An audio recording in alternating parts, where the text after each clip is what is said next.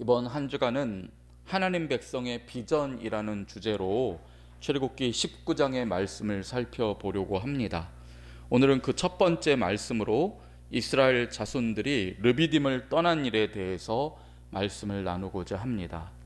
본문 1절을 보시면 이스라엘 자손이 애굽 땅을 떠난 지 3개월이 되던 날 드디어 시내의 광야에 이르게 되었다 말씀하고 있습니다. 여기서 애굽 땅을 떠났다는 말씀은 이스라엘 백성들이 홍해 바다에 주께서 마련하신 생명길을 걸게 되었던 그날부터 이 3개월이 되었다, 그런 말씀입니다. 이날을 기점으로 지난 430년 동안 애굽 땅에서 노예로 살던 야곱 자손들은 영적으로 다 죽었다고 할 수 있습니다. 그리고 90일 전, 그러니까 홍해 바다 앞에서 이제 이스라엘 백성이라고 하는 새로운 신분으로 그들의 새 삶이 시작되었다, 그런 말씀을 드릴 수 있습니다. 그 바다에서 지난 430년 동안 야곱의 자손들을 노예로 삼아서 부리던 이 애굽의 모든 사람들은 몽땅 바다에 빠져 죽어버렸습니다. 야곱의 자손들을 묶고 있던 사슬들이 바다에 잠겨버렸다고 할 수 있습니다. 사슬이 끊어졌습니다. 이스라엘 백성들은 이제 새로운 삶을 살게 되었고 명실상부하게 하나님 나라의 백성으로서의 삶을 시작했다, 그렇게 볼 수 있죠. 그렇기 때문에 이 점을 들어서 바울 사도는 고린도전서 10장에서 다음과 같이 말합니다. 우리 조상들이, 여기서 말하는 그 조상들은 애굽을 탈출하게 되었던 출애굽 그 백성들을 말합니다. 우리 조상들이 다 그때 구름 아래에 있었고 바다 가운데로 지나며 모세에게 속하여 다 구름과 바다에서 세례를 받았다, 그렇게 말하고 있습니다.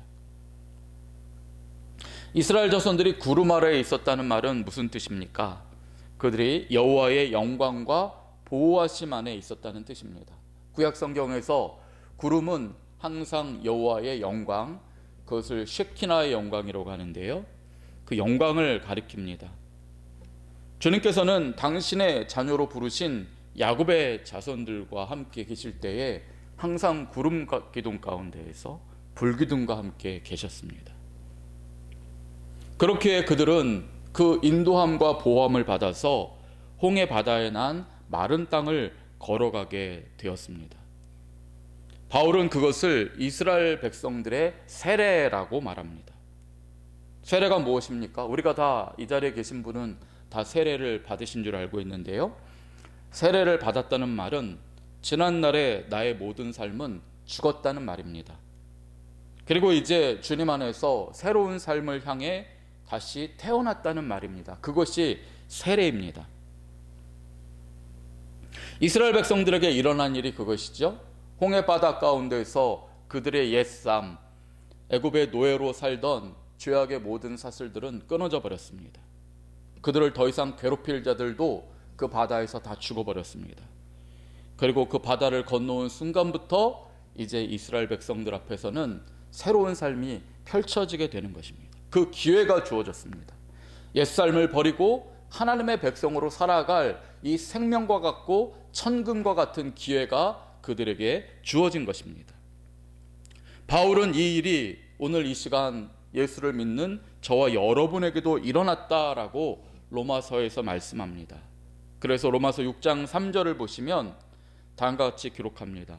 무릇 그리스도 예수와 합하여 세례를 받은 우리는 그의 죽으심과 합하여 세례를 받은 줄을 알지 못하느냐. 이게 3절 말씀이고요. 4절 말씀은 그러므로 그리스도를 죽은 자 가운데서 살리심과 같이 아버지의 영광으로 말미암아 우리로 또한 새 생명 가운데서 행하게 하려 함이라 말씀하고 있습니다. 예수를 믿는 우리는 주님이 십자가에 못 박히시는 순간 나도 죽었다는 사실을 믿습니다. 지난날 주님을 알지 못하던 사람이거나 주님을 알더라도 주님의 뜻대로 살지 못하던 나의 옛삶은 끝난 것입니다. 세례는 그것을 교회에 공포하게 된 것이죠. 나의 옛 과거는 죽었습니다. 욱하던 성질도 죽었습니다. 어려움을 만나면 절망부터 하고 손발을 떨던 옛삶도 죽은 것입니다. 나보다 잘난 사람이 있으면 시기 질투가 끊어지지 않았던 그 사촌이 땅 사면 배 아팠던 옛 나도 죽은 것입니다. 그럼에도 아직도 옛 습성이 남아있다면 그것은 내가 아니라 죽은 나를 가지고 귀신 노름하는 악령의 그러한 이 속임수이고 신기루일 뿐입니다. 어쩌면 그것은 죽은 사체가 일으키는 신경 반응이라고도 할 수 있습니다. 닭의 목을 꺾으면 그 닭은 죽은 닭이지만 그래도 얼마 동안은 신경이 살아서 파드득거린다고 하죠. 심장이 뛴다고 하죠. 죽은 닭입니다. 분명히 죽었지만 신경은 아직 반응합니다.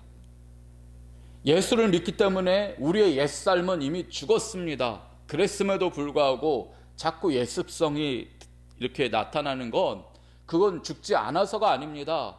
믿음 안에서 우리는 죽었다는 것을 분명히 믿어야 합니다. 죽었지만은 죽은 내 옛습성을 가지고 귀신들이 귀신놀이하는 겁니다. 옛날에 너 그러지 않았냐 하면서 자꾸 옛습성을 불러일으키려고 하는데요. 그러나 귀신은 예수의 이름으로 명하면 물러갈 수밖에 없습니다. 예수 안에서 우리는 새로운 권세를 갖게 되었으니 옛사망의 모든 사슬들은 끊어져 버린 것입니다. 옛습성이 자꾸 죽은 닭이 퍼드득거리듯 살아나게 되면 예수의 이름으로 명하면 그때부터 달아나게 됩니다. 성령을 붙잡으면 그때부터 우리는 새로운 삶을 살아가게 되는 것입니다. 그러므로 죽어야 합니다. 우리가 매달리던 지난날의 삶과 결별할 때 주님의 영광이 우리를 둘러싸게 되고 새 생명을 얻어 참 평안과 기쁨의 삶을 살아가게 되는 것입니다. 오늘 본문 2절을 보시면 이스라엘 자손들을 르비딤을 떠나 시내 광야에 이르렀다 그렇게 말씀하고 있습니다. 이 르비딤은 어떤 곳입니까? 지난날은 광야였지만 하나님의 은혜를 힘입어서 그들이 삶을 살아가는 장소가 되었습니다. 광야에 갑자기 나타난 오아시스였고 안온하고 쾌적한 자리입니다. 거기에 비하여 이제 이스라엘 백성들이 진을 쳐야 되는 시내 산은 어떤 곳입니까? 흙 한 줌도 찾기 어려운 돌산입니다. 무려 2,500m가 넘는 높은 산이 하나도 빠짐없이 돌로 되어 있습니다. 풀 한 폭이 찾기 어렵습니다. 그런 땅 앞에다가 진을 치게 하셨다는 것입니다. 그런데 르비딤은 안온한 곳이고 주님의 은혜 가운데에서 휴양지와 같은 좋은 곳이기는 했지만은 이스라엘 백성들의 옛삶이 아직 죽지 않은 곳이기도 했습니다. 생각해 보십시오. 그곳에 모세의 장인 이드로가 어떻게 하려고 찾아왔습니까? 이스라엘 백성들을 뒤흔들기 위해서 시험하려고 찾아왔습니다. 이스라엘 자손들이 그 르비딤에서 한 일은 무엇입니까?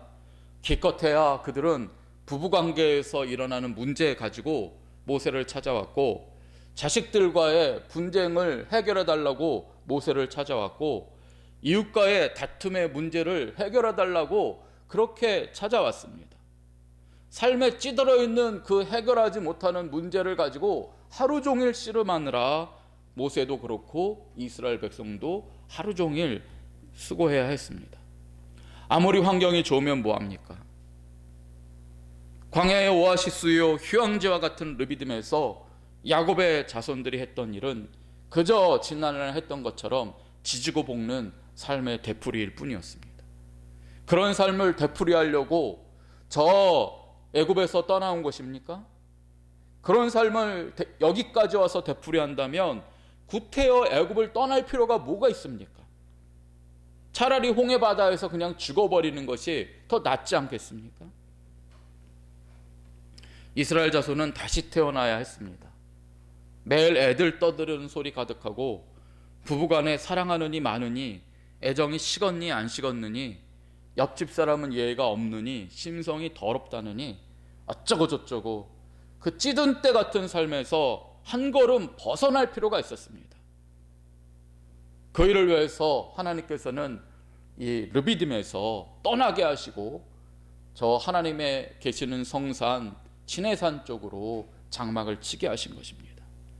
그리고 주님께서 이렇게 이스라엘 백성들이 삶의 자리를 벗어나 옛 과거와 습성을 버리고 주님께로 가까이 다가가게 하셨을 때에 주께서는 그들에게 비전을 주십니다. 지금까지 노예의 삶에 찌들어 있던 야곱의 자손들로서는 감히 감당할 수 없는, 상상도 할 수 없는 비전의 말씀을 주시는데요, 앞으로 이 말씀을 좀 자세하게 살펴볼 것이지만은 미리 맛을 본다면 오늘 본문의 다음 구절인 5절과 6절에서 주께서는 다음과 같은 비전을 주십니다. 세계가 다 내게 속하였나니 너희가 내 말을 잘 듣고 내 언약을 지키면 너희는 모든 민족 중에서 내 소유가 되겠고 너희가 내게 대하여 제사장 나라가 되며 거룩한 백성이 되리라 말씀하십니다. 이제 옛 습성을 버리고 주님 앞으로 다가가려고 할 때에 주께서는 이스라엘 백성들을 모든 민족 중에서 주님이 들어 쓰시는 민족이 되게 하신다 하십니다. 주님의 영광을 위해서 쓰임받는 제사장 국가가 되게 하겠다 말씀하십니다. 그리고 그들은 훗날 죽더라도 하나님 나라에 들어가게 되어 영원히 하나님 나라의 백성으로 살아가게 할 것이다 약속하고 계십니다. 안타깝게도 그리고 또한 감사하게도 이 놀라운 비전이 오늘 이 새벽에 나온 저와 여러분에게 주어졌습니다. 안타까운 점은 이 놀라운 비전을 처음 받았던 이스라엘 백성들은 그 비전을 받들 자격을 빼앗겨 버렸다는 점입니다. 주님의 뜻대로 행하지 못했습니다. 감사하다는 말은 무엇입니까? 그렇기에 먼저 선택되었던 그들이 그 사명을 감당하지 못했으므로 그 비전이 예수를 믿는 저와 여러분에게 왔다는 점입니다. 그러나 성도 여러분, 우리에게 이 놀라운 비전이 주어졌다는 것은 끝이 아니라 시작인 것입니다. 우리 또한 이스라엘 백성과 같은 도전을 받게 되는 것입니다. 옛삶과 결별하는 도전을 받게 됩니다. 새 삶을 향하여 몸부림쳐야 하는 도전을 받는 것입니다. 그러나 여러분 어떻습니까? 저는 그렇더라고요. 옛삶은 찌든 때와 같이 달라붙어 있어서 늘 저에게 익숙합니다. 문제가 생기면 들어온 것부터가 익숙해져 있고 찌든 때와 같이 쉽게 떨어져 나가지 않습니다. 반면에 새 삶은 물에 뜬 기름과 같아서 제 삶 안에 자연스럽게 녹아있지 못하는 그런 경우들이 많습니다. 그래서 어느 유명한 목사님은 한 사람이 머리끝부터 발끝까지 생각과 그 모든 것들이 정말 그리스도인답다라고 할 정도가 되려면 적어도 3대 이상 믿음의 연륜이 쌓여져야 된다, 그런 말을 하신 적이 있을 정도로 새로운 삶을 사는 것은 쉽지 않습니다. 그러기에 날마다 우리가 십자가 앞에 우리의 옛삶들을 죽여야만 합니다. 바울은 날마다 주님 안에서 자신의 옛것이 죽는다라고 얘기했고, 그리고 주님 안에서 새롭게 거듭나는 삶을 살아간다라고 이야기했습니다. 우리는 항상 욱하는 습성이 튀어나오고 절망하는 습관이 튀어나오고 불평하고 눈빛이 험악해지는 옛 습성이 자꾸 튀어나옵니다. 그것은 내가 아닙니다. 여러분, 그게 내가 아니라 옛날에 죽은 나입니다. 나의 시체를 붙잡고 쓸데없이 악한 영들이 나를 사로잡고 귀신 노름을 하려고 합니다. 성도 여러분, 그때마다 우리에게 주신 예수의 능력으로 물리치시기 바랍니다. 주님을 붙드시기 바랍니다. 오늘 하루도 주님이 함께 하십니다. 주의 영광으로 함께하여 주시고 빈틈없는 보호하심으로 함께하여 주시고 우리가 손 내밀 때마다 주께서 도와주시고 우리를 거룩한 주의 자녀로 살아가게 하실 것입니다. 이 은혜를 힘입어 한 걸음도 주님께로 다 나아가는 믿음의 백성들 되시기를 주님의 이름으로 간절히 축원드립니다. 아멘. 기도하겠습니다. 주님, 르비딤에서 안온한 삶을 살 수 있었던 이스라엘 자손들이 그 좋은 하나님의 은혜를 받고도 여전히 예습성에 젖어서 삶의 찌든 모습들을 되풀이하고 있었을 때에 주께서는 그 옛삶을 결별하게 하시려고 진해산 앞으로 장막을 치게 하셨습니다. 주님, 오늘 하루 저희들이 이 시간 진해산과 같은 성산에 올라서 우리의 영혼의 장막을 이곳에 쳤사오니 주님, 우리에게 말씀하여 주시고 붙들어 주시고 새 삶을 살아가기에 부족함이 없도록 채워 주옵소서. 오늘 하루를 살아갈 때에 옛습성이 우리를 자꾸 유혹하고 악한 영들이 이미 죽은 나를 가지고 자꾸 시험하려고 할 때마다 예수의 이름으로 물리치게 하여 주시고 성령의 은혜로 충만케 하여 주셔서 승리하는 주의 자녀들 되게 하여 주옵소서. 주님, 동행하여 주옵소서. 감사드리며 예수님 이름으로 기도드립니다. 아멘.